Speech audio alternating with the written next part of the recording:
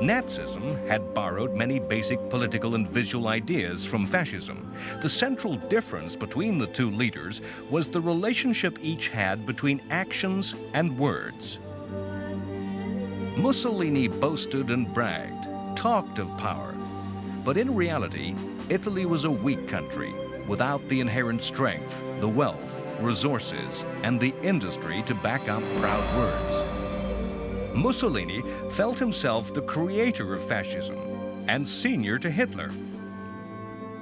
In later years, Mussolini, confronted with Hitler's successes, was impelled to somehow put his boasts into action. These policies of vanity and envy would desperately weaken the strategy of the Italian-German alliance. In 1935, Italy invaded the African country of Abyssinia, modern-day Ethiopia, and the only African state until then independent, a feudal monarchy ruled by a god-king, Haile Selassie. The two countries had fought in the 19th century, when Italy had been defeated by an African army. Mussolini wanted revenge. Abyssinia had plans of imperial expansion of its own, conflicting with Italian interests spreading from Somalia.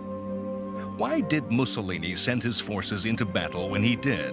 It was not as if the dictator needed a war to distract the Italian population from internal Italian affairs.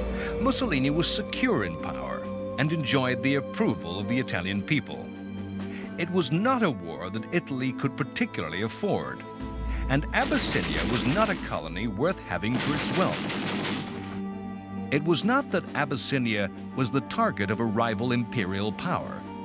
The world recognized that the remote African kingdom was in Italy's sphere of interest. There is probably no simpler answer than the vanity of Benito Mussolini.